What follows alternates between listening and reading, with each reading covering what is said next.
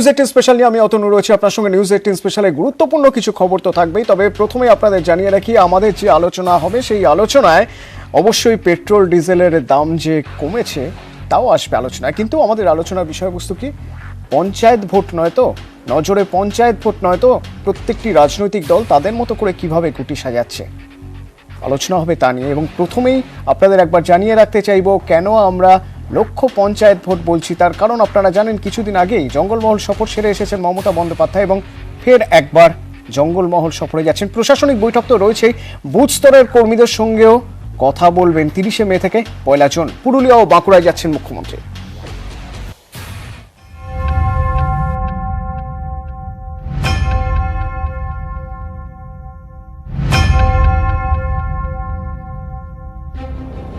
বছর ঘুরতেই পঞ্চায়েত ভোট, তার আগে সংগঠনকে আরো মজবুত করতে বুথ স্তরের কর্মীদের নিয়ে বৈঠক শুরু করছেন তৃণমূল নেত্রী। সংগঠনের পাশাপাশি প্রশাসনিক দিকেও মমতার নজর। সেই লক্ষ্যে মমতার জঙ্গলমহল সফরে কয়েকদিন আগে যান মেদিনীপুর ও ঝাড়গ্রামে, এবার ডেস্টিনেশন পুরুলিয়া এবং বাঁকুড়া। 30শে মে পুরুলিয়ায় প্রশাসনিক বৈঠক, পরের দিন সকালে কর্মী সভা। 31শে মে বিকেলে বাঁকুড়ায় মুখ্যমন্ত্রীর প্রশাসনিক বৈঠক। 1 জুন বাঁকুড়ায় কর্মী সভা তৃণমূল নেত্রীর। মমতা বন্দ্যোপাধ্যায় তিনি নিজেকে কর্মী সম্মেলন করবেন, ফলে যারা বুথের যারা কর্মীরা রয়েছেন তারা গোটা বিষয়টাতে এমন উৎসাহিত হবেন। ঠিক তেমনিভাবে দলের তরফ থেকে যে নির্দেশ, একই সঙ্গে হচ্ছে প্রশাসনিক স্তর থেকেও একাধিক পরিষেবামূলক অনুষ্ঠান গ্রহণ করা হয়েছে, একাধিক প্রকল্প গ্রহণ করা হয়েছে। তারও যাতে সুবিধা সর্বস্তরে সমস্ত রকমভাবে পৌঁছে যেতে পারে সেই কাজটা করাও একটা সম্ভব হবে। জঙ্গলমহলে দলিত ও আদিবাসী ভোটাররা বড় ফ্যাক্টর। 18 পঞ্চায়েত ভোটে এই প্রান্তিক মানুষের একটা অংশের সমর্থন টেনে নেয় বিজেপি। জঙ্গলমহলের 4 জেলায় মোট গ্রাম পঞ্চায়েত 650টি, এর মধ্যে 18 পঞ্চায়েত নির্বাচনে তৃণমূল পায় 521টি। বিজেপির ঝুলিতে যায় 98টি গ্রাম পঞ্চায়েত। জঙ্গলমহলে 4 জেলায় মোট পঞ্চায়েত সমিতি 71টি, এর মধ্যে 18 পঞ্চায়েত নির্বাচনে তৃণমূল পায় 56টি, বিজেপি 7। জঙ্গলমহলে 4 জেলা পরিষদে মোট আসন 151টি, এর মধ্যে 18 পঞ্চায়েত নির্বাচনে তৃণমূল পায় 135টি, বিজেপি 13। 2019-এর লোকসভা ভোটে জঙ্গলমহল জুড়ে ফোটে পদ্ম। জঙ্গলমহলের 4 জেলায় 6টি লোকসভা আসন, 19-এর ভোটে 5টিতেই জেতে বিজেপি, তৃণমূল জেতে একমাত্র ঘাটালে। লোকসভা ভোটের ফলে নিরিখে জঙ্গলমহলে 14টি বিধানসভা আসনেরও 11টিতেই এগিয়েছিল বিজেপি, মাত্র 3টি আসনে এগিয়েছিল তৃণমূল। 21-এর বিধানসভা ভোটে সেই জঙ্গলমহলেই সবুজ ঝড়। তৃণমূল 3 থেকে বেড়ে 13, বিজেপি 11 থেকে কমে 1। জঙ্গলমহলের 3 জেলায় খাতাই খুলতে পারেনি বিজেপি, শুধুমাত্র পুরুলিয়ার জয়পুর কেন্দ্রে জয় পায়। এবার পঞ্চায়েত ভোটেও এই সমর্থন ধরে রাখতে মরিয়া তৃণমূল। এতে মমতার জোড়া ফলা। সরকারি প্রকল্প এবং সংগঠন, সরকারি কাজে গতি আনতে মমতা করছেন প্রশাসনিক বৈঠক এবং সংগঠনকে আরো জোরদার করতে করছেন কর্মী সভা। পাখির চোখ পঞ্চায়েত ভোট, মমতার নজর জঙ্গলমহলে। নিউজ 18 বাংলা। আমাদের সঙ্গে এই মুহূর্তে স্টুডিওয়ে রয়েছেন বিজেপি প্রতিনিধিত্ব করছেন কেয়া ঘোষ, সুপ্রিয় চন্দ্র রয়েছেন টিএমসির প্রতিনিধিত্ব করছেন, সিপিআইএম এর প্রতিনিধিত্ব করছেন বাদশা দাস এবং সাংবাদিক সুমন ভট্টাচার্য আমার সঙ্গে রয়েছেন। প্রথমে কেয়া ঘোষকে দিয়ে শুরু করব। কি মনে হয় মমতা বন্দ্যোপাধ্যায়ের দ্বিতীয়বার জঙ্গলমহল সফর? আক্ষরিক অর্থেই পঞ্চায়েতের কথা ভেবে নিঃসন্দেহে, কিন্তু পঞ্চায়েতে এই মুহূর্তে রাজ্যের যা অবস্থান, জঙ্গলমহলের যা অবস্থান, তাতে এই সফর কতটা সফল হবে? দেখুন, সাফল্য বা ব্যর্থতা তো সেটা তো তিনি বলবেন, আমি কি বলতে বলবো, প্রশাসনিক ব্যাপার। কিন্তু ব্যাপারটা হচ্ছে অন্য। এই পঞ্চায়েত ভোট, আপনারা যে টপিকটা আজকে এনেছেন, যে পঞ্চায়েতের ভোটকে লক্ষ্য করেই পাখির চোখ করে মমতা বন্দ্যোপাধ্যায়ের এই জঙ্গলমহল সফর, সেটা নিয়ে আমার স্পষ্ট একটা মনে হচ্ছে ভোট আবার কি, সেটা দখলের খেলা। আর অদ্ভুতভাবে প্রতিবার এটা কোনো ব্যতিক্রম হয় না। মানে সাধারণত দেখা যায় যে ভোটে জিতে যিনি জনপ্রতিনিধি হন বা রাজ্যের মুখ্যমন্ত্রী থেকে অন্যান্য যারা জনপ্রতিনিধি নেতা মন্ত্রী, তারা ভোটে জেতার পরে মানুষের উন্নয়নের স্বার্থে কাজ করেন। এটা স্বাভাবিক, এটা শুধুমাত্র আমাদের পশ্চিমবঙ্গে করে সারা দেশ, সারা পৃথিবীতে হয়ে থাকে। মমতা বন্দ্যোপাধ্যায় একমাত্র সে উজ্জ্বল ব্যতিক্রম অতনু, যিনি কিনা শুধুমাত্র ভোট কেন্দ্রিক উন্নয়ন। আপনি দেখবেন 2021-এর আগে তিনি দুয়ারে সরকার লঞ্চ করলেন। উনি বলেছিলেন 5 টাকার সেই মা ক্যান্টিন ডিম ভাত, সেটা কিন্তু ভোটের পরে গায়েব। মানে অদ্ভুতভাবে পরেশ অধিকারীর সেই 1.5 দিনের গায়েবকেও এটা লজ্জা পাইয়ে দেবে। এবং এই ঘটনা কিন্তু বারংবার, এবারও কিন্তু তার ব্যতিক্রম হচ্ছে না। যেটা যদি আপনি যেটা ইঙ্গিত করছেন যে মমতা বন্দ্যোপাধ্যায় গত সপ্তাহেতে তিনি ঝাড়গ্রাম গেছিলেন, আবার যাবেন তিনি জঙ্গলমহল সফরে। তো তিনি জানেন যে এইভাবেই আমাকে এই মানুষকে টোপ দেখিয়ে এই ভান্ডার ওই ভান্ডার, এই স্ত্রী ওই স্ত্রী, কুশ্রী বিশ্রী সব করিয়েই ভোট টানতে হবে। শুধুমাত্র ভোটের পরে কোনো কাজ হবে না। ভোটের পরে তো কি হচ্ছে আমরা দেখতেই পাচ্ছি। রাজ্যের একজন শিক্ষামন্ত্রী, ক্যাবিনেট মন্ত্রী, একজন প্রতিমন্ত্রী, তাদেরকে নিরন্তর সিবিআই ডাকছে দুর্নীতির কারণে। বিশাল একটা দুর্নীতি, রাজ্যের যুব সমাজকে বঞ্চিত রেখে ব্যাকডোর দিয়ে এন্ট্রি দিয়ে তারা স্থান দিয়েছেন কাদের, যাদের যোগ্যতা নেই, মেধা তালিকায় যারা নেই বা অনেক নিচে রয়েছেন। তো এই ভোট কেন্দ্রিক উন্নয়ন বা ভোট কেন্দ্রিক সফর, এটা তো আমরা দেখে এসেছি। সুতরাং আমি আর অবাক হচ্ছি না।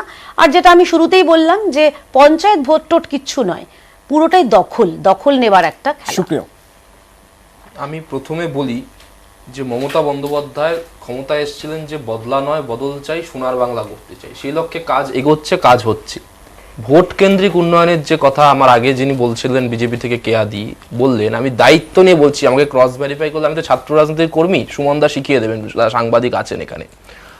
আমি বলছি মমতা বন্দ্যোপাধ্যায়ের প্রস্তাবিত প্রকল্পিত 70% প্রকল্পের যারা উপভোক্তা, যারা সুবিধাটা পান, তারা নন ভোটার সেকশন। আপনি সবুজ সাথী দেখুন, কন্যাশ্রী দেখুন, রূপশ্রী দেখুন, একাধিক প্রকল্প দেখুন, তরুণের স্বপ্ন দেখুন, 70% উপভোক্তা নন ভোটার সেকশন।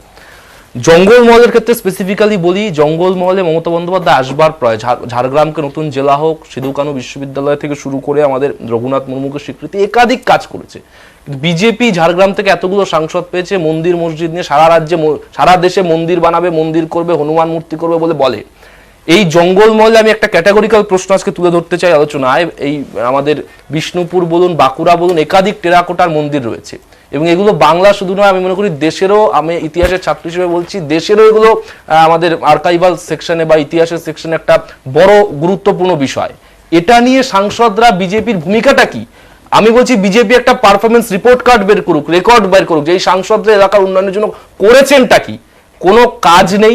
বাংলা 97,000 কোটি টাকা এখনো বকেয়া। বাংলা নিজের হিম্মতে, নিজের মানে সাহসে, নিজের শক্তিতে আমরা যে কাজ করছি তার স্বীকৃতি শুধু না আন্তর্জাতিক ক্ষেত্র থেকে আসছে তা নয়। আমি এখানে মনে করাতে চাইবো, গ্রাম বাংলা নিয়ে কথা হচ্ছে, পঞ্চায়েত নিয়ে কথা হচ্ছে, কৃষি নির্ভর আমাদের গ্রাম বাংলা।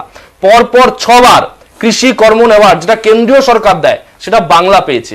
আপনি গ্রামীণ রাস্তা তৈরি দেখুন, গ্রামীণ গৃহ নির্মাণ দেখুন, ই গভর্নেন্স দেখুন, ই টেন্ডারিং দেখুন, 100 দিনের কাজ দেখুন, প্রতিটা ক্ষেত্রে গ্রাম বাংলার সঙ্গে যুক্ত উন্নয়নের যে কোনো মাপকে বাংলা 1 নম্বর। একথা সুপ্রিয় চন্দ্র তৃণমূল মুখপাত্র হিসেবে বলছে না, বলছে কেন্দ্রীয় সরকার, কেন্দ্রীয় সরকারের রিপোর্ট। না, আমি ছোট্ট 10 সেকেন্ডের মধ্যে শেষ করব, অন্যান্য অনেক বক্তা রয়েছেন এই প্যানেলে। আমি ভাই সুপ্রিয়কে একটু জিজ্ঞাসা করতে চাই, যদি এতই কৃষক দরদি মুখ্যমন্ত্রী হন, তাহলে যখন কিষাণ সম্মান নিধি মাননীয় প্রধানমন্ত্রীর যে প্রকল্প, সেটা এতদিন আটকে রেখেছিলেন কেন? কেন চাষিদের, আমাদের রাজ্যের চাষিদের বঞ্চিত করা হয়েছিল? এবং এখনো 1% চাষি পাচ্ছে, কিন্তু বাকিদের পুরো তালিকা শেষ করতে দিন, সম্পূর্ণ তালিকা কেন দেওয়া হয়নি? আর বাড়িটারি নিয়ে যেগুলো বলছেন, সেগুলো আমরা সবাই জানি যে প্রধানমন্ত্রী আবাস যোজনার বাড়ি কিভাবে বাংলার বাড়ি হয়ে যায়, কিভাবে প্রধানমন্ত্রী গ্রাম সড়ক যোজনা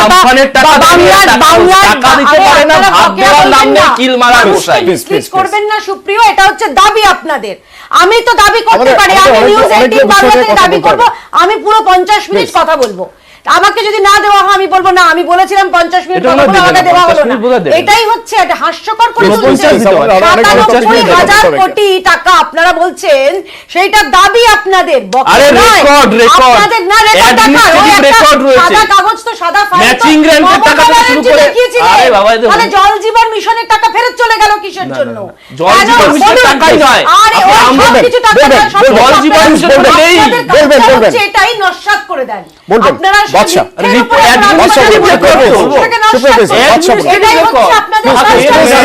প্রথমে যে বিষয়টা বলি, বলবেন প্লিজ প্লিজ বাদশা। প্রথমে যে বিষয়টা বলি, সুপ্রিয় যে বলছিল যে বদলা নয় বদল চাই, বদলা এবং দখলের যে রাজনীতির যে ওনারা পিএইচডি করেছেন, তা গত 2018 সালে পঞ্চায়েত নির্বাচনের যদি ছবি আপনাদের কাছে থেকে থাকে, ভিডিও ফুটেজ আপনারা দেখান, তাহলে প্রমাণিত হয়ে যাবে। 34% আসনে বিরোধীরা প্রার্থী দিতে পারেনি 2018 সালের পঞ্চায়েত নির্বাচনে। এবং শুধু তাই নয়, মানুষ হাসবে যে মরা মানুষকে জাগিয়েছে সুপ্ররা, জ্যান্ত মানুষকে মৃত করেছে। সেখানে দাঁড়িয়ে আমরা দেখেছি যে মরা মানুষের ভোট পড়ে গিয়েছে। এবং শুধু তাই নয়, আমরা আরো যে কথাগুলো বলতে চাই যে 34 বছরের কথা সুপ্রিয়রা বলে, তো 34 বছরের গর্বের বামফ্রন্ট সরকারের সময় যে ত্রিস্তর পঞ্চায়েত ব্যবস্থা ছিল জ্যোতি বসুর নেতৃত্বে, সেখানে আমরা বলেছিলাম যে মানুষের রায়কে আমরা বুথ স্তর থেকে তুলে নিয়ে আসব। আর সেই ত্রিস্তর পঞ্চায়েতকে কাজে লাগিয়ে আজকে সুপ্রিয়রা পঞ্চায়েতি ব্যবস্থাটাকে কাটমানির আতুরঘর বানিয়েছে। সেখান থেকে আপনি যদি দেখেন 100 দিনের কাজ থেকে শুরু করে আজকে রোড কন্ট্রাক্টর থেকে শুরু করে পঞ্চায়েত হচ্ছে ওদের কাটমানি খাওয়ার আসল জায়গা। আর আস্তে আস্তে ওদের কাটমানি খাওয়ার জায়গাগুলো সংকুচিত হচ্ছে। তো কারণ এসএসসিতে আপনারা দেখেছেন যে চোর ধরা পড়ছে, ভুয়ো চাকরি ধরা পড়ছে। শুধু তাই নয়, গোটা রাজ্য জুড়ে ব্যাপক অংশে আপনারা দেখেছেন সে ক্যাম্পাসে ছাত্র ভর্তির প্রক্রিয়া থেকে শুরু করে আজকে গ্রাম বাংলায় প্রত্যেকটা ইঞ্চিতে কাটমানি খাওয়ার আতুরঘর হয়েছে তৃণমূল কংগ্রেস। আগে জানতাম যে রাজনীতিতে তৃণমূল কংগ্রেস রাজনীতি করতে হয়তো এসেছিল, কিন্তু এখন যা দেখতে পাচ্ছি প্রত্যেকটা জায়গায় আপনি যদি টিভির পর্দা খোলেন, তৃণমূল কংগ্রেসের নেতারা সব হচ্ছে ব্যবসায়ী হয়ে যাচ্ছে। ছোট মাঝারি বড় সমস্ত তৃণমূল কংগ্রেসের নেতা দেখুন, 2018 সালের পঞ্চায়েত নির্বাচনে যারা জয়যুক্ত হয়েছিলেন তাদের যদি সম্পত্তি দেখেন এই 2018 থেকে আজকে 2022 সাল, তাহলে ফারাকটা বুঝতে পারবেন। কয়েকদিন আগে রামপুরহাটের ঘটনার সময় আমরা দেখলাম ভাদু শেখ আর আনারুলের বাড়ির যে আপনারা চিত্রটা দেখেছিলেন, যে আমি তো কোন বিজ্ঞানে এটা হতে পারে, কোন ম্যাজিকে হতে পারে যে আনারুল 2 বছর আগে, আমি কোনো প্রফেশনকে ছোট করতে চাই না, যে উনি 2 বছরে রাজমিস্ত্রি থেকে অত বড় সয় সম্পত্তির মালিক হয়ে গেলেন। আমি সুপ্রিয়র কাছে শুধু এইটুকু প্রশ্নটা উত্তর দিতে চাই। সুমনদা, দেখুন, যদি 2018 পঞ্চায়েতকে আপনি বিশ্লেষণ করেন, তাহলে তার যেটা সবচেয়ে বড় প্রবলেম ছিল সেটা হচ্ছে যে সেখানে যে এক্সেসের অভিযোগ তুলেছিল সম্ভবত সেটাই 2019-এ বিজেপিকে নির্বাচনী মানে লোকসভা নির্বাচনে বড় সাফল্য দিয়েছিল। বিজেপি পশ্চিমবঙ্গ থেকে 18টা লোকসভা আসন জিতেছিল। ফলে আমার ধারণা যে মমতা বন্দ্যোপাধ্যায় এবার অনেক সতর্ক থাকবেন যে পঞ্চায়েতে যেন কোনো এক্সেস না হয়। যে পঞ্চায়েতে যে মানে অভিযোগ ছিল যে প্রায় 1/3 আসন বিনা প্রতিদ্বন্দ্বিতায় জিতেছে বা অনেক জায়গায় ভায়োলেন্স, এই যে পুরো যেটা পঞ্চায়েত নিয়ে অভিযোগ ছিল সেটাকে কাউন্টার করা। কিন্তু যেটা ইম্পর্টেন্ট পয়েন্ট, যেটা মমতা ব্যানার্জির এখনো অবধি সবচেয়ে বেশি পলিটিক্যালি ডিভিডেন্ড দেয়, এবং সেটা বাদশারা যতই অস্বীকার করুন, সেটা সমস্ত লেফটিস্ট ইকোনমিস্টও মেনে নিয়েছেন, মানে ওয়েদার ইটস টমাস পিকেটি অথবা এটা অভিজিৎ বিনায়ক বন্দ্যোপাধ্যায়, সেটা হচ্ছে যেটাকে পপুলারলি ওনারা বলেন ডোল পলিটিক্স, সেটা কিন্তু একটা গ্রামের মানুষের কাছে টাকা ডাইরেক্টলি পৌঁছে দিয়েছে। এবং বাচ্চাদের মানে সেটা মানে হতেই পারে যে সিপিএম এখন আর অত ক্লাস করায় না। যদি পার্টি ক্লাস হতো তাহলে দেখতে পেতেন যে ওনাদের ওয়ান অফ দ্য মেজর থিওরিটিশিয়ান মৈত্রেশ ঘটক, তিনি ঠিক 2021-এর নির্বাচনের মানে যখন রেজাল্ট বেরোচ্ছে তার 2 ঘন্টা আগে একটা প্রবন্ধ লিখেছিলেন। সে প্রবন্ধটা এনডিটিভি বার করেছিল। সেই প্রবন্ধটার বড় সেকশন ছিল যে গ্রামের মহিলাদের হাতে কত টাকা গেছে, এবং সেটা বেসিক্যালি সেন্ট্রাল গভর্নমেন্টের ডেটাকে অ্যানালিস করে। উনি লন্ডনে থাকেন, লন্ডন স্কুল অফ ইকোনমিক্সে। ফলে যেটাকে অন্যরা বিরোধীরা মমতা ব্যানার্জির ডোল পলিটিক্স বলেন, সেটা কিন্তু একটা স্তরে পলিটিক্সকে ডিভিডেন্ড দেয়, এবং এটাই আজকের পৃথিবীর সবচেয়ে ইম্পর্টেন্ট পলিটিক্যাল পার্ট। আরও একটি বিষয় নজর রাখবো। আমি জানি অনেকেই বলতে চাইছেন, কিন্তু প্লিজ আরও একটি বিষয় নজর রাখা জরুরি। আমাদের যে আলোচনা রয়েছে সেই আলোচনার মধ্যে থেকে একটি নির্দেশিকা জারি হয়েছে। কি নির্দেশিকা? মুখ্যমন্ত্রী যেরকম বলেছিলেন সেই অনুযায়ী নির্দেশিকা। সেখানে বলা হচ্ছে 100 দিনের কাজের কর্মীদের রাজ্য টাকা দেবে, তাদের রাজ্য সরকারের বিভিন্ন প্রকল্পে কাজে লাগানো হবে। পঞ্চায়েত ও গ্রাম উন্নয়ন দপ্তরের নির্দেশিকা দেখুন।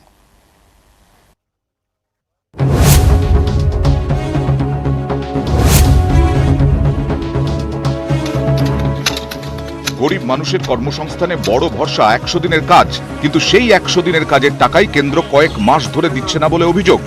বকেয়া টাকা চেয়ে প্রধানমন্ত্রীকে চিঠিও লিখেছেন মুখ্যমন্ত্রী। সেই সঙ্গে 100 দিনের কর্মীদের জন্য বিকল্প ব্যবস্থা করারও নির্দেশ দেন তিনি। বুঝিয়ে দেন 100 দিনের কাজের শ্রমিকদের এবার রাজ্যই টাকা দেবে। আমি একটাও চিঠি লিখেছি ইতিমধ্যেই, কারণ 100 দিনের কাজে ম্যান্ডেটারি প্রভিশন হচ্ছে 15 দিনের মধ্যে যাতে টাকা পায়। একটা সিএস এর নেতৃত্বে কমিটি হোক, নতুন কাজ আমি সেখানেই করব যেখানে ওরা টাকাটা না দিতে পারলে, টাকাটা না দিলেও যাতে তারা সাফার না করে, এটা ভবিষ্যতে প্ল্যানিং করতে হবে। তো আমরা গরিব লোকেদের এই টাকাটা 100 দিনের কাজে দিতে পারবো। মুখ্যমন্ত্রীর নির্দেশ মতো এবার নির্দেশিকা জারি করল পঞ্চায়েত ও গ্রামোন্নয়ন দফতর। এবার রাজ্যের বিভিন্ন দফতরের প্রকল্পে কাজ পাবেন 100 দিনের কর্মীরা। রাজ্যের প্রকল্পগুলিতে কাজের জন্য ধার্য পারিশ্রমিক পাবেন 100 দিনের কাজের কর্মীরা। নোডাল অফিসার হিসেবে থাকবেন অতিরিক্ত জেলা শাসক। তথ্য নথিভুক্ত থাকবে বিশেষ পোর্টালে। এ বিষয়ে ইতিমধ্যেই জেলাগুলিকে নির্দেশ দিয়েছে রাজ্যের পঞ্চায়েত দফতর। 100 দিনের কাজে টাকা কেন্দ্রীয় সরকার দিচ্ছে না, এই অভিযোগে সম্প্রতি একাধিকবার সুর চড়িয়েছেন মমতা বন্দ্যোপাধ্যায়। কেন্দ্রের বিরুদ্ধে আন্দোলনেরও ডাক দিয়েছেন তিনি। এবার 100 দিনের কর্মীদের টাকা দেবে মমতারই সরকার। তাদের জন্য এবার বিকল্প কাজের সুযোগ। নিউজ 18 বাংলা। আলোচনায় যাওয়ার আগে চট করে একবার আপনাদের আরেকবার দেখিয়ে দিতে চাইবো, যখন এই নির্দেশ, সেই নির্দেশের পর বিজেপি কি বলছেন, কি বলছে সিপিআইএম, আর তৃণমূলই বা কি বলছে রাজ্যের শাসক দল। শুনুন। রাজ্যের টাকায় 100 শুরু, 100 তরজা তুঙ্গে। পাওনা টাকা নিয়ে দীর্ঘদিন ধরেই কেন্দ্র রাজ্য টানাপোড়েন। এরই মধ্যে সম্প্রতি 100 দিনের মজুরি নিয়ে কেন্দ্রের বিরুদ্ধে একাধিকবার সুর চড়িয়েছেন মমতা। ডিসেম্বর থেকে সেন্ট্রাল গভর্নমেন্ট টাকাটা দেয়নি, আমাদের এখান থেকে টাকা তুলে নিয়ে যায়। বকেয়া মেটানোর দাবিতে প্রধানমন্ত্রীকে চিঠি লেখার পাশাপাশি 100 দিনের কাজের কর্মীদের জন্য বিকল্প কাজের ব্যবস্থা করারও নির্দেশ দেন মমতা। সেই মতো এবার রাজ্যের প্রকল্পেই কাজের সুযোগ পাবেন 100 দিনের কর্মীরা। এ নিয়ে এবার রাজনৈতিক তরজা তুঙ্গে। এই মুহূর্তে পশ্চিমবঙ্গের অর্থ ব্যবস্থা খাদের কিনারে এসে দাঁড়িয়েছে। তো এখানে কেন্দ্রের সঙ্গে প্রতিযোগিতা সংঘর্ষ না করে সমন্বয়ের পথ নিয়ে উনি যদি এগোন, তাহলে মনে হয় রাজ্যবাসী উপকৃত হবে। 100 দিনের কাজ এবং তার টাকা রাজ্য সরকার দেবে। তো রাজ্য সরকার এই যেটা বললো, এটা কি ঠিক বললো নাকি 3 দিন আগে বলছিল টাকা নেই, সব নাকি দিল্লি নিয়ে যাচ্ছে? 100 দিনের কাজটাকে রাজনৈতিক কারণে ব্যবহার করা, এটা সঠিক হচ্ছে না। সমন্বয় বা যুক্তরাষ্ট্রীয় পরিকাঠামোকে গুরুত্ব দেওয়ার কোন শিক্ষা ভারতীয় জনতা পার্টির নেই, তাহলে আজকে এই অবস্থা হতো না। তার চোখে 100 দিনের কাজটা অতটাই গুরুত্বহীন। আর বাংলায় মমতা বন্দ্যোপাধ্যায় প্রমাণ করে দিয়েছেন 100 দিনের কাজের মধ্যে দিয়ে কত এমপ্লয়মেন্ট জেনারেশন হয়। সেই জন্য তিনি বলেছিলেন প্রয়োজনে 200 দিনের কাজও আমি করব। আগামী বছর গ্রামে ভোট, সেই গ্রামের গরিব মানুষের কর্মসংস্থানে বড় ভরসা 100 দিনের কাজ।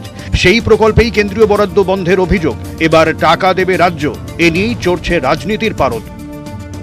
নিউজ 18 বাংলা। প্রথমে আপনার থেকে জানবো, 100 দিনের কাজ রাজ্য টাকা দিচ্ছে, কারণ কেন্দ্রের সঙ্গে সমন্বয়ের অভাব বলছেন সমীক ভট্টাচার্য।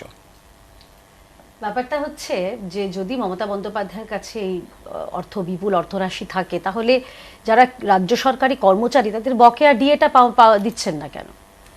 কেন তাদের আদালতে যেতে হচ্ছে, আদালতের কাছে এই রাজ্যকে চপটাঘাট খেতে হচ্ছে বা থাপ্পড় খেতে হচ্ছে যে ডিএ দাও? এইটা কেন করতে হচ্ছে? এক। দ্বিতীয় হচ্ছে, দেখুন, ভারতীয় জনতা পার্টি, আমাদের ঘোষিত অবস্থান অন্তত পশ্চিমবঙ্গ ভারতীয় জনতা পার্টির, এই রাজ্যের উন্নতির জন্য, এই রাজ্যবাসীর উন্নতির জন্য যদি পশ্চিমবঙ্গ সরকার চান, তাহলে আমরা তাদের সঙ্গে, আমাদের নির্বাচিত জনপ্রতিনিধিরা যাবেন, গিয়ে দিল্লিতেও দরবার করবেন দরকার হলে, যে আমাদের এই প্রাপ্য টাকা দাও। কিন্তু কখনো এই পার্টিসিপেটরি ফেডারেলিজম কি করেছেন তৃণমূল সরকার তথা তৃণমূল সুপ্রিমো? তারা তো করেনি। তারা কম্পিটিটিভ ফেডারেলিজম, একটা কম্পিটিশন, রাজ্যের সঙ্গে আমার জন্য একটা কম্পিটিশন, সেটা তো নয়। সমন্বয় কোথায়? এই যে তৃণমূলের যিনি মুখপাত্র ডক্টর সেন বললেন, কোথায় এই কম্পিটিশনটা কেন হবে? কেন সমন্বয়টা কেন করছেন না? যেই জায়গায় 100 দিনের কাজের যারা প্রাপক, তাদের সঙ্গে সেই নির্বাচিত, আমাদেরও তো 17 জন সাংসদ রয়েছেন, তাদের সঙ্গে কেন কথা বলা হচ্ছে না? আসলে এই তালিকাটা, যেটা মানে মূল কারণটাই হচ্ছে এই যে তালিকা যেটা আছে, এটাকে যে অডিট করে দেখা যায়, সেখানেও দেখা যাবে আরেকটা দুর্নীতি, যে এই তালিকাভুক্ত যারা আসল, যারা গরিব, যাদের 100 দিনের কাজের প্রয়োজন, তারা পাচ্ছেন না। আর পাচ্ছেন ঠিক যেরকম আমফানের সময় আমরা দেখেছিলাম, যে যাদের 2তলা 3তলা পাকা বাড়ি, তাদের নামে এসেছিল সেই আমফানের টাকা, সেই রকম ভাবে, বা ত্রিপল বা অন্যান্য ত্রাণ সামগ্রী, ঠিক এখানেও সেই জিনিসই দেখা যাচ্ছে। কিছু সংখ্যক মানুষ যারা দরিদ্র, তারা হয়তো পাচ্ছে, কিন্তু অধিকাংশ তারা পাচ্ছেন না। যদি অডিট করা হয় দেখা যাবে। আর আরেকটা পরিশেষে একটা কথা বলতে চাই, যদি মমতা বন্দ্যোপাধ্যায় আত্মনির্ভর হন, ভালোই তো, আত্মনির্ভর বঙ্গ, ভালোই লাগবে তো। সুপ্রিয়, আমি প্রথমে বলি যে শাহিনবাগে যখন আন্দোলন চলছিল, দিল্লিতে যখন আন্দোলন চলছিল, তখন ওরা বলেছিল আসল আন্দোলনকারী নকল আন্দোলনকারী। আজকে নতুন একটা থিওরি পেলাম যে আসল গরিব নকল গরিব। আমি সেই তর্কে যাব না। এর আগে সিপিএম অনেক কথা বলেছে, জ্যোতিবাবুর নামও করেছে, আবার ব্যবসার কথাও বলেছে। আমি চন্দনবাবুর নাম করে ওনাদেরও বিড়ম্বনায় ফেলবো না। কিন্তু আমি যে কথা বলবো যে 100 দিনের কাজ যারা করেন বা 100 দিনের কাজে যারা নাম লেখান, তারা সমাজের একেবারে প্রান্তিক স্তরের মানুষ। আমি ক্যাটাগরিক্যালি বলছি, কে হয়তো জানেন না, না জানাটা অপরাধ নয়। কেন্দ্রীয় সরকারের অর্থ দপ্তরের ওয়েবসাইট, তাদের যে অর্থ দপ্তরের রেকর্ড, সেটা দেখলেই বোঝা যাবে পর্যায়ক্রমে 2 থেকে 3 বার এই 100 দিনের কাজের মোট বরাদ্দ গোটা দেশে, শুধু পশ্চিমবঙ্গে নয়, গোটা দেশে এই মোট বরাদ্দ ধাপে ধাপে কমানো হয়েছে। সেটা হতে পারে কোভিডের কারণে কিছুটা, কিন্তু সার্বিকভাবে কমানো হয়েছে, এটা একটা সত্যি কথা। সেই জায়গায় পশ্চিমবঙ্গের বিপুল সংখ্যক মানুষ এই 100 দিনের কাজ করেন। 100 দিনের কাজের মাধ্যমে তার পরিবার পরিজন চলে, এবং শুধু তার পরিবার পরিজন চলে ব্যাপারটা তো ছোট মাইক্রো ইকোনমির জায়গায় নেই। কারণ সেই মানুষটা যেভাবে তার হাতে মানি রোল করে, সেটা দিয়ে মার্কেট ইকোনমি, সেটা দিয়ে পশ্চিমবঙ্গের অর্থনীতি, সেটা তার উপর দাঁড়িয়ে রয়েছে। সেই জায়গায় পশ্চিমবঙ্গে যেহেতু বিজেপি ক্ষমতায় আসতে পারেনি, তাই ব্যাকডোর দিয়ে ক্ষমতায় আসবার জন্য পশ্চিমবঙ্গকে অর্থনৈতিকভাবে আক্রমণ করবার, অর্থনৈতিকভাবে কোণঠাসা করবার একটা ঘৃণ্য নারকীয় বাংলা বিরোধী চক্রান্ত, অ্যান্টি পিপল কনস্পিরেসি এই মুহূর্তে বিজেপি করছে। বিজেপি সেটাই করে। কিন্তু মমতা বন্দ্যোপাধ্যায় সবসময় যা বলেন আগে সেটা করে দেখান। নারায়ণী সিনহা ওরা বলেছিল নিশীথ প্রামাণিক ভোটের আগে উত্তরবঙ্গে করতে পারেনি। মমতাদি জঙ্গলমহল ব্যাটালিয়ন যেরকম করেছে, নারায়ণী ব্যাটালিয়নও করে দিয়েছে, তারপর বলেছে। সেরকম ভাবে মমতা বন্দ্যোপাধ্যায় এই প্রশাসনিক সিদ্ধান্ত নিয়েছেন। আমি আশা রাখি আগামী দিনে কেন্দ্র সরকার এতে উদ্বুদ্ধ, অনুপ্রাণিত হয়ে আগামী দিনে সহযোগিতার পথে আসবে, প্রতিযোগিতার পথে নয়। মানুষের কর্মসংস্থান হবে, সেই নিয়ে আমাদের কোনো বক্তব্য নেই। আমরা কাজের দাবিতে রাস্তায় লড়াই ময়দানে থাকি। কিন্তু এই যে 100 দিনের কাজ, এর পিছনে যে অন্ধকার যে ছবিটা রয়েছে, সেটা সামনে আসাটা দরকার। কেয়াদি কিছুটা বলবার সময় বলছিল যে এই যে 100 দিনের কাজে ধরুন 200 জনের নাম রয়েছে, 200 জনের মধ্যে 100 জন হয়তো কাজ করে, কিন্তু 100 জনের জব কার্ড রয়েছে, কিন্তু তারা কাজ করছে না। সেই টাকার ভাগ পাচ্ছে তৃণমূল কংগ্রেসের ছোট মাঝারি বড় নেতারা। এই যে দুর্নীতি পঞ্চায়েত নির্বাচনের আগে উঠে আসাটা খুব জরুরি। আজকে গ্রাম বাংলায় এটা ছড়িয়ে পড়েছে। আপনি যেখানে যাবেন দেখবেন জব কার্ডটা রয়েছে, কিন্তু সেই লোকটাও কাজ করছে না। সেই টাকার ভাগ পাচ্ছে তৃণমূল কংগ্রেসের ছোট বড় মাঝারি নেতা, যাই দিয়ে তলার বাড়ি হচ্ছে। এটা রেকর্ডটা কি? এটা কথার রেকর্ড। আপনি চলে গিয়ে উঠিয়ে আনুন না, আপনি গ্রামে গিয়ে ছিপ বর্ষি নিয়ে যান, আপনি ছিপ বর্ষি নিয়ে উঠিয়ে আনুন, আপনি ছিপ বর্ষি জাল নিয়ে উঠিয়ে আনুন, আপনি গ্রামে গ্রামে ঘুরুন, একটু স্টুডিওতে না বসে গ্রামে গ্রামে ঘুরুন, একটু আপনারা দুজন মিলে জগাই মাগাই নিয়ে গ্রামে গ্রামে কলকাতা নিয়ে ঘুরুন।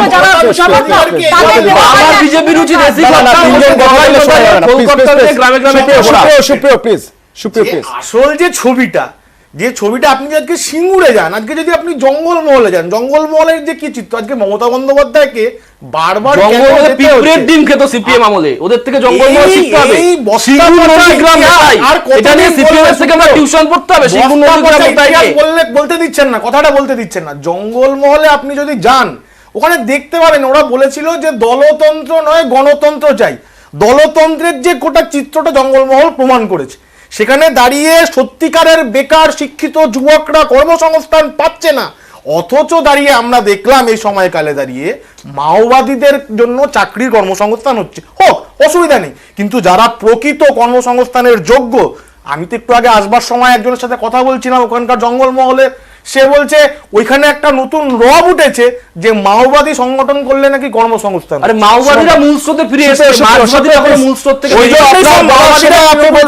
নেতা হয়েছে ছোট বড় মাঝারি। দেখুন, আমরা যদি নারেগা নিয়ে কথা বলি, নারেগা বেসিক্যালি একটা 2005 সালে ইউপিএ আমলের প্রকল্প, এবং বামপন্থী প্রতিনিধিরা এটা মাথায় রাখা উচিত যে সেই সময় ইউপিএর one of the major partner ছিল লেফট, এবং অ্যাকচুয়ালি লেফট এই পরিকল্পনাটা অন্যতম ভূমিকা নিয়েছিল। ফলে লেফট আজ এটা বিরোধিতা করতে পারে না। বিজেপি আসার পর বিজেপি এই প্রকল্পটা থেকে বেরিয়ে যেতে চেয়েছিল, কিন্তু ফাইনালি প্রকল্পটা স্ট্যান্ডিং আছে। এবার if we talk about the federal structure, টাকা বিনিময় ইত্যাদি নিয়ে আমি ওয়েস্ট বেঙ্গলেতে আসছি না। আমি অন্য একজন ভদ্রলোকের, তিনি বিভিন্ন সময় লেখেন, তার লেখা পড়তে বলবো সবাইকে। তার নাম doctor Palanivel থিয়াগারাজন।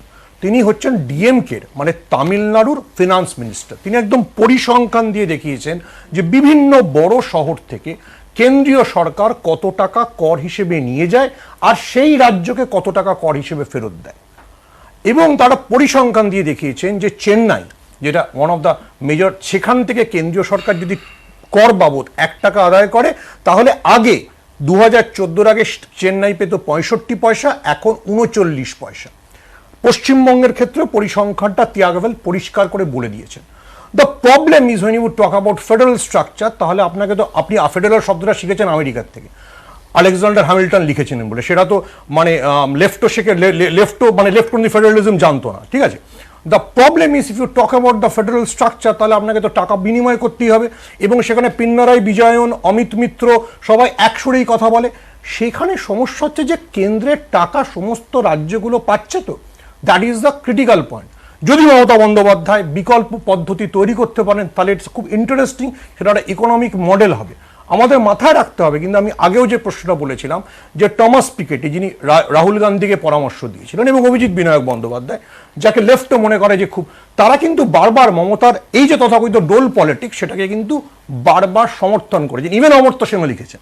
So it's a very interesting phenomenon যে কি হতে চলেছে। আরো একটি গুরুত্বপূর্ণ বিষয়, আমার একটা ছোট্ট সুমনদাকে প্রশ্ন রয়েছে। সুমনদাকে জেনারেলি, আমি অর্থনীতির ছাত্রী নই, আমার একটা খুব সাধারণ প্রশ্ন রয়েছে। এই ডোল পলিটিক্স করতে গিয়ে শ্রীলঙ্কার কি অবস্থা হয়েছে আমরা দেখেছি। শ্রীলঙ্কার 6 লক্ষ, আমি শেষ করিনি সুমনদা, আমি শেষ করিনি। মমতা বন্দ্যোপাধ্যায় আমি বলিনি, পশ্চিমবঙ্গ সরকারের ঋণের পরিমাণ কত? একেবারে শ্রীলঙ্কাকে ছুঁই কম্পিটিশনে, মানে খুব কড়া কম্পিটিশন চলছে এই মুহূর্তে শ্রীলঙ্কার সঙ্গে। পশ্চিমবঙ্গ আমি আলাদা একটা অঙ্গরাজ্য হিসেবে, তো সেখানে যদি ঋণের পরিমাণ, উনি তো এই যে যেটা প্রস্তাব যেটা উনি করেছেন, যেটা আমাদের সঞ্চালক বললেন যে তিনি এখানে নিজে থেকেই নাকি শুরু করবেন, বিভিন্ন দপ্তর মারফত বন্টন করবেন, তো তার জন্য অবশ্যই তাকে ঋণ নিতে হবে। তার কাছে টাকা নেই, তিনি তো সব বারে বারেই বলেছেন টাকা নেই। লক্ষ্মীর ভান্ডারে টাকা দিতে গিয়ে যেগুলো সামাজিক বা যেগুলো জনমুখী প্রকল্প, সেগুলোর জন্য উনি টাকা দিতে পারছেন না, তিনি সেটা নিজেও স্বীকার করেছেন। একজন বিধায়ক, উত্তরবঙ্গের বিধায়কের কাছে বলেছেন আমার এখন এগুলো করার টাকা নেই। তো সেখানে টাকাটা কোথা থেকে আসবে, আবার কি ধার? আমি এটাই আমার প্রশ্ন। দেখুন, মানে একটা বেসিক প্রবলেম, ওয়েস্ট বেঙ্গলের ধার হচ্ছে 39% অফ ইটস জিডিপি, তার চাইতে বেশি ধার হিমাচল প্রদেশে, তার চাইতে বেশি ধার পাঞ্জাবের। পাঞ্জাবে 67% অফ দ্য পাঞ্জাবের জিডিপি প্রোডাকশনে। ফলে West Bengal, if West Bengal can make money, যদি তারা নিজস্ব রাজস্ব নিজে তৈরি করতে পারে, তাহলে তাকে চ্যালেঞ্জ করার কিছু নেই। এবং আমি কাকে মনে করবো, শ্রীলঙ্কার বেসিক প্রবলেম বিদেশি ঋণ। শ্রীলঙ্কার বেসিক প্রবলেম এইটা নয় যে সে কত টাকা বন্ড ছেড়ে বাজার থেকে তুলেছে, তাহলে আরো অনেক স্ট্রং ইকোনমি, টার্কিশ ইকোনমি সেই জায়গায় দাঁড়িয়ে আছে। ফলে এটা মানে ঋণের সমস্যা না, এটা হচ্ছে কত টাকা আমি বিদেশি ঋণ নিয়েছি। ঠিকই, পেট্রোল এবং ডিজেলের দাম কমছে, সে খবরে নজর থাকবে বিরতির পর, সঙ্গে থাকুন। আগামীকাল অর্থাৎ রবিবার থেকে আছে দিন কি, আছে দিন কিনা জানা নেই, তবে যে দিনগুলো কাটছিল তার থেকে একটু বেটার, অন্তত যারা রাস্তায় বেরোন তারা জানবেন।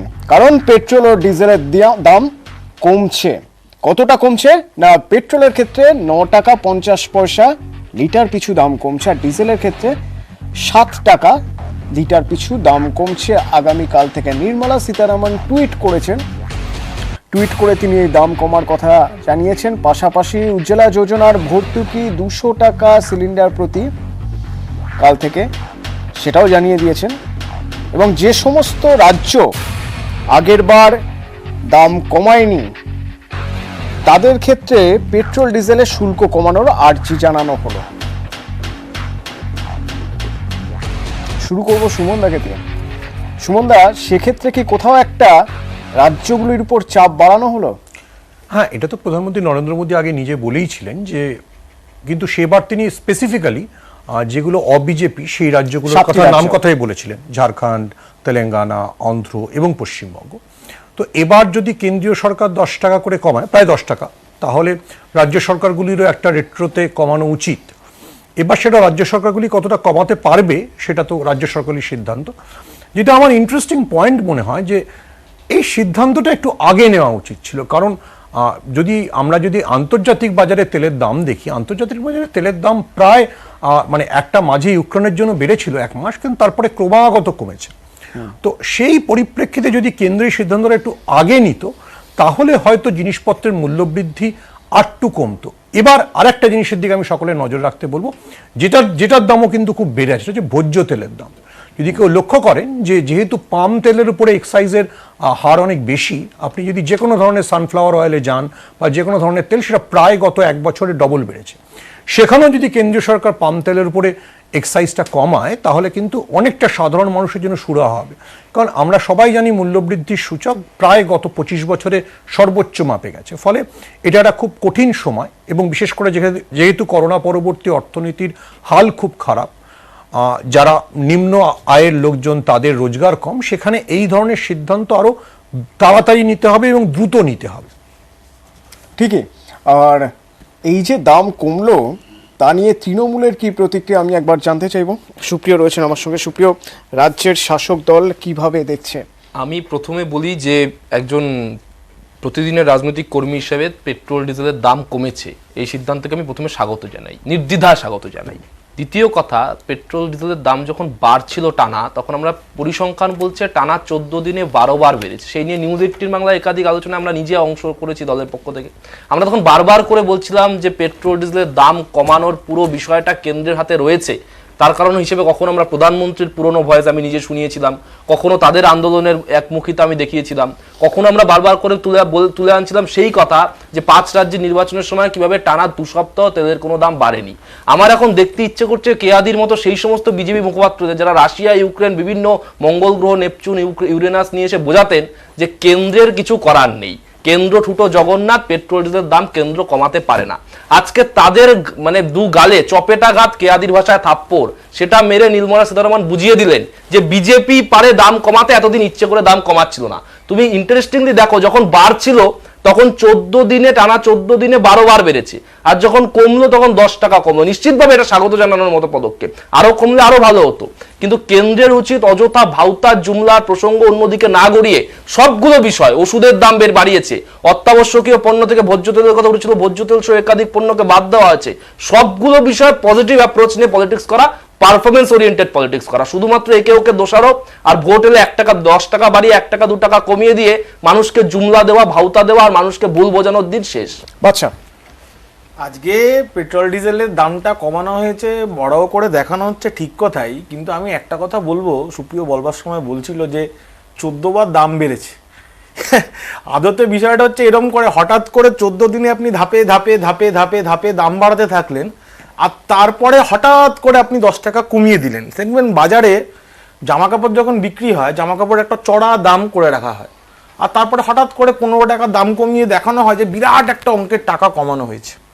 আদতে মানুষের অবস্থা এখন কোন জায়গায় এসে দাঁড়িয়েছে, যেখানে দাঁড়িয়ে সাধারণ মানুষের আজকে এরমভাবে কর্মসংস্থানের অভাব, যেখানে দাঁড়িয়ে নিত্য প্রয়োজনীয় জিনিসের দাম আকাশ ছোঁয়া, সেখানে আজকে পেট্রোল ডিজেলের দাম এরকমভাবে বাড়ানোর পর এরকমভাবে কমছে আস্তে আস্তে আস্তে। তা সেই জায়গায় দাঁড়িয়ে আমরা বলবো যে আজকে কেন্দ্রের মোদী সরকার এটা কমাতে এই কারণে বাধ্য হলেন যে ওনাদের মনে হয় আর ওই ধর্মের বিভাজনের রাজনীতি করে বেশি দিন চলতে পারবেন না, সেই জন্য আজকে এই পদক্ষেপ।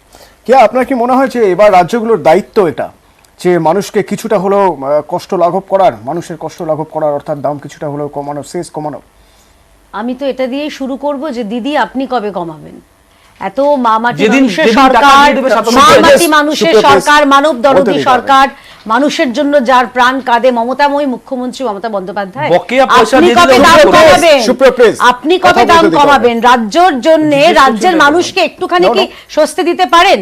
আমরা এর আগের বারও দেখেছিলাম, তখনও 5 টাকা কমানো হয়েছিল, এবং এবারে 9.5 টাকা, যেটা আমি ধরেই নিচ্ছি 10 টাকা প্রায়, অর্থাৎ 15 টাকা কমানো হয়েছে কেন্দ্রের তরফে। তো রাজ্য কখন কমাবে? রাজ্য ওই একবার 1 টাকা কমিয়ে সেটা দেখনদারি করিয়ে তার পরবর্তীকালে চুপ। এবং এর সঙ্গে আরো একটা, আপনি অনেক কিছু বললেন না তৃণমূলের মুখপাত্র সুপ্রিয়, একটা কথা মনে করিয়ে দিতে চাই, এই মুহূর্তে আলুর দাম কত রাজ্যে, আমরা কত টাকা বাজারে কিনি, এটা নিয়ে কেউ কিছু বলছে না। আমি বলিনি, তারপরে বলবেন, ওরা বলবেন, তৃণমূল বলে নিত্য প্রয়োজনীয় জিনিসের তালিকা থেকে। সেটারও উত্তর অনেকবার হয়েছে, আমি এই চর্বিত চর্বণে যাচ্ছি না।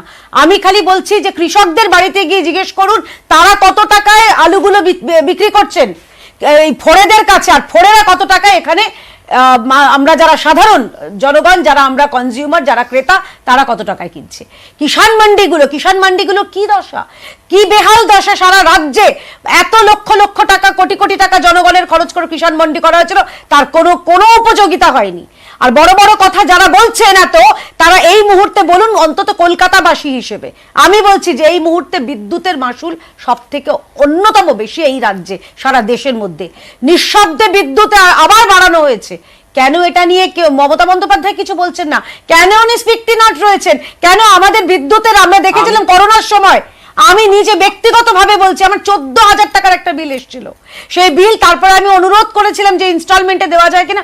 স্বাভাবিক, প্রতিটা মানুষ, আমাদের প্রতিটা ঘরে ঘরে এই বিশাল একটা বর্ধিত বিল এসেছিল। আমার মনে হয় সেটা নিয়ে কেন কথা বলা প্রতিনিধি হচ্ছে যিনি না? এখানে আছেন তিনি প্রশ্নগুলো জবাব দিতে চাইবেন, প্লিজ।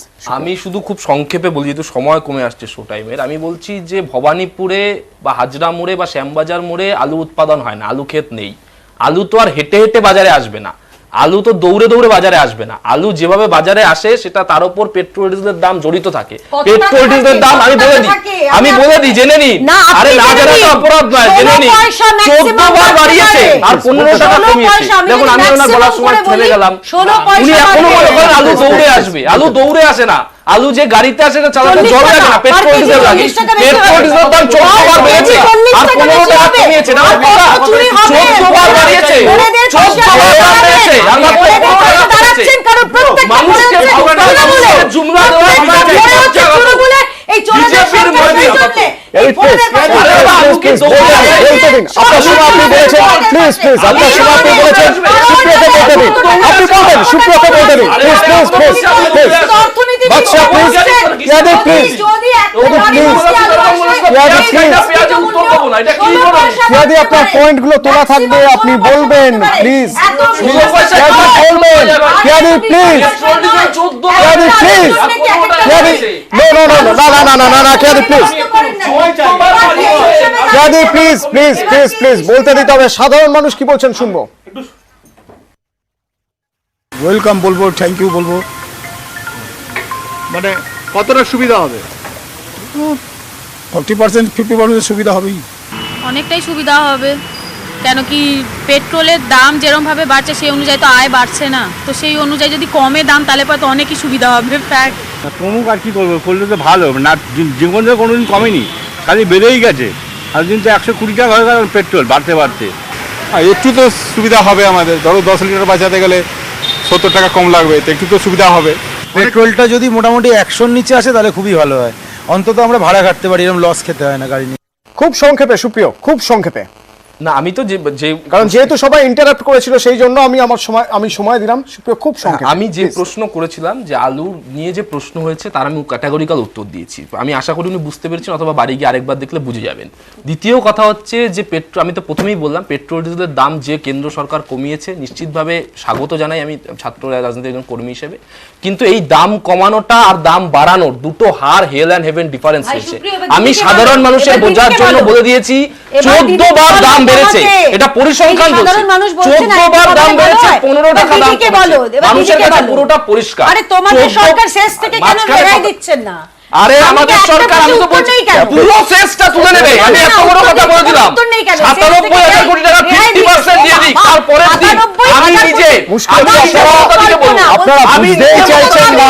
আপনারা যদি এভাবে কথা বলেন কেউই আপনাদের কথা শুনতে পাবে না। আমাকে ফেডার ডাউন করতে হবে, অডিও মিউট করতে হবে আপনারা যদি এভাবে কথা বলে যান। তার কারণ আপনাদের কারো কথা অডিয়েন্স শুনতে পাচ্ছেন না, ভিউয়ার শুনতে পাচ্ছেন না। প্লিজ প্লিজ বাদশা, বাদশা, সুপ্রিয় প্লিজ, সুপ্রিয় প্লিজ, বাদশা একটা কথা যে আজকে এই যে ইয়াদি প্লিজ, ইয়াদি প্লিজ, একটু ইয়াদি প্লিজ, প্লিজ বাদশা, আমি ইয়াদি প্লিজ বাদশা বলতে সুবিধা একটু আমি একটা পয়েন্টটা দিদি বাদশাকে একটা বলুন। বাচ্চাটা কথা বলেছিল সত্যি, কিন্তু গতকাল রাত থেকে যেহেতু আমরা সপ্তাহের শেষে অনেকগুলো ইন্টারেস্টিং ঘটনা ঘটেছে। আর একটা পয়েন্ট আমি মনে করিয়ে দিচ্ছি, সেটাতে কে আর বাদশাহ সকলের বলতে, গতকাল প্রাইম মিনিস্টার আরেকটা কথা বলেছে, সেটা হচ্ছে সমস্ত রিজিওনাল ল্যাঙ্গুয়েজকে সমান গুরুত্ব দেওয়া হবে, যেটা কিন্তু অমিত শাহর বক্তব্যের থেকে প্রায় 180 ডিগ্রি ঘুরে যাওয়া। এবং সঙ্গে সঙ্গে কন্নার সেই অভিনেতা সুদীপ আবার রিয়াক্ট করেছেন, বলেছেন এটা welcome. So there is some changes in the BJP's mind, যেটা তেলের দাম কমাতে প্ররোচিত করছে, যেটা রিজিওনাল ল্যাঙ্গুয়েজগুলোকে গুরুত্ব দেওয়ার কথা বলছে। কেন ওটা কসমেটিক চেঞ্জ, কেন মনে লোকসভা হয়? ভোট আসছে বলে ভয় আতঙ্কে। কেন মনে হয়? ওটা কসমেটিক চেঞ্জ, শুধু মেকআপের চেঞ্জ, মুখের কোনো চেঞ্জ নেই। সুপ্রিয়, বাচ্চারা বলতে দিতে হবে। সুপ্রিয় প্লিজ, সুপ্রিয় প্লিজ, ওটা কসমেটিক চেঞ্জ। সুপ্রিয় প্লিজ, সুপ্রিয় এরপরে আর বলার সময় দেবো না তাহলে আমি। বাচ্চা প্লিজ। হ্যাঁ, সুপ্রিয় বলবার সময় বলছিল যে পেট্রোল ডিজেলের দামটা সত্যিকারের বাড়া থেকে কমেছে, এটা কেয়াদিদের হাতের উপর নির্ভর করছে, ঠিক কথাই। কিন্তু আমি শুধু সুপ্রিয়কে একটা কথাই বলবো যে ভাই, আজকে গোটা গ্রাম বাংলায় কৃষকরা ফসলের যে দাম পাচ্ছে আর তারপরে বাজারেতে যাওয়া যে দাম দিয়ে মানুষ ওই সবজিগুলো কিনছে, দুটো দামের তো বিরাট ফারাক। তাহলে কৃষকরা আজকে কেন আত্মহত্যা করছে পশ্চিম বাংলায়? আজকে না আবার কৃষকদেরকে তো মাঝখানে যে দালালরা টাকা খাচ্ছে, ওখানে যে দালালরা টাকা খাচ্ছে, তারা তো তৃণমূল কংগ্রেসের বড় বড় সেটা তো প্রমাণিত হয়ে গেছে। তৃণমূল কংগ্রেসের বড় বড় কুবেরদের ঘরে টাকা যাচ্ছে, বেচারা মানুষের ঘরে টাকা যাচ্ছে। এটা একটা এমনি কথা, এটা এমনি কথা। আজকে কৃষক এখানে দাম পাচ্ছে, কৃষকরা ফসলের দাম পাচ্ছে, বাজারে সব শেষে আমি জানতে চাইবো,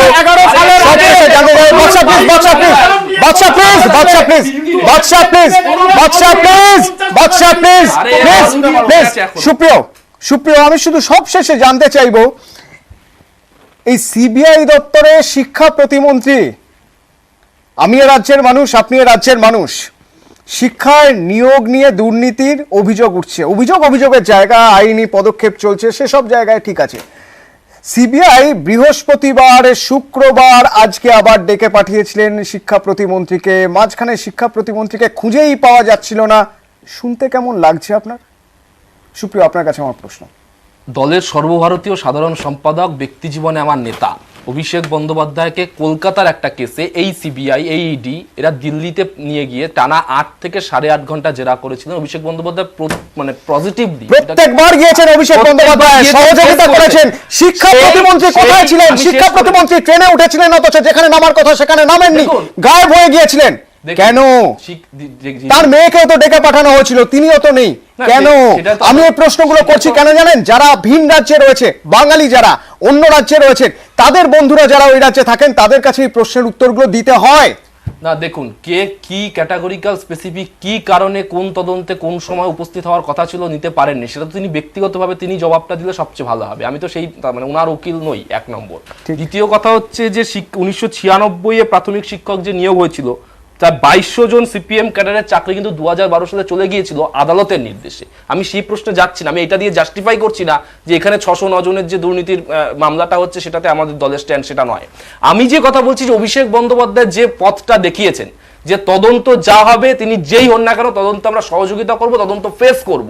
যিনি অপরাধ প্রমাণিত হলে অপরাধীর শাস্তি হবে, প্রমাণিত না হলে মাথা উঁচু করে বেরিয়ে আসবো। তৃণমূল কংগ্রেস নেতারা, তৃণমূল কংগ্রেসের সঙ্গে যারা জড়িত মানুষ, তারা কিন্তু অভিষেক বন্দ্যোপাধ্যায় দেখানো সেই পথটাই ফলো করছেন। আমি অন্তত আমার নেতা অভিষেক বন্দ্যোপাধ্যায়কে এই জায়গায় খুব সংক্ষেপে, সময় একেবারে শেষ।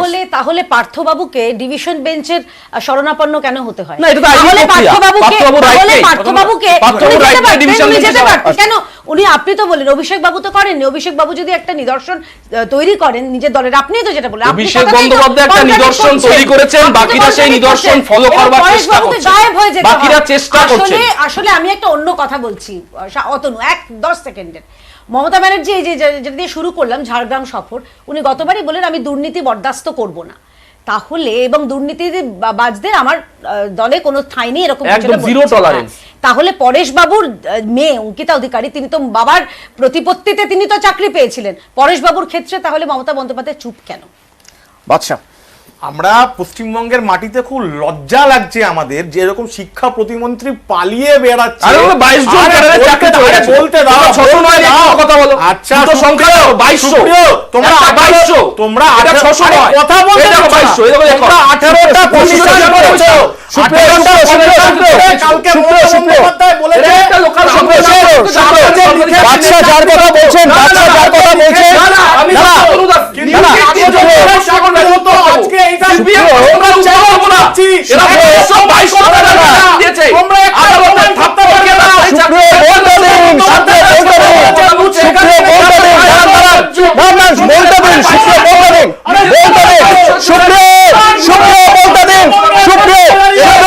চুপ বাদশা যার কথা বলছেন তিনি রাতারাতি প্রথমেই রাজনীতিতে এসে তৃণমূলে যোগ দেননি। তিনি কোন দলে ছিলেন সেসব বাদশাও যেমন জানেন, আমিও জানি, আপনারাও জানেন। হ্যাঁ বাদশা বলুন, আপনি বলছিলেন কোন শর্তে গিয়ে তৃণমূল কংগ্রেসে গিয়ে তার মেয়ে চাকরি পেয়েছে আপনিও দেখতে পাচ্ছেন। আজকে এই যে এমন একটা দল করেন যে দলের আদর্শ সব ভুলে গিয়ে শর্ত নিয়ে অন্য একটা দলে যেতে হয় কি আজকে গোটা রাজ্য জুড়ে এরকম 600 নয়, তোমাদের কি 2200 বনাম সুপ্রিয়া প্লিজ, বাদশার সঙ্গে কথা বলছি। সুপ্রিয়া প্লিজ এভাবে ইন্টারঅ্যাক্ট করা যায় না, এভাবে ইন্টারঅ্যাক্ট করা যায় না। সুপ্রিয়া প্লিজ,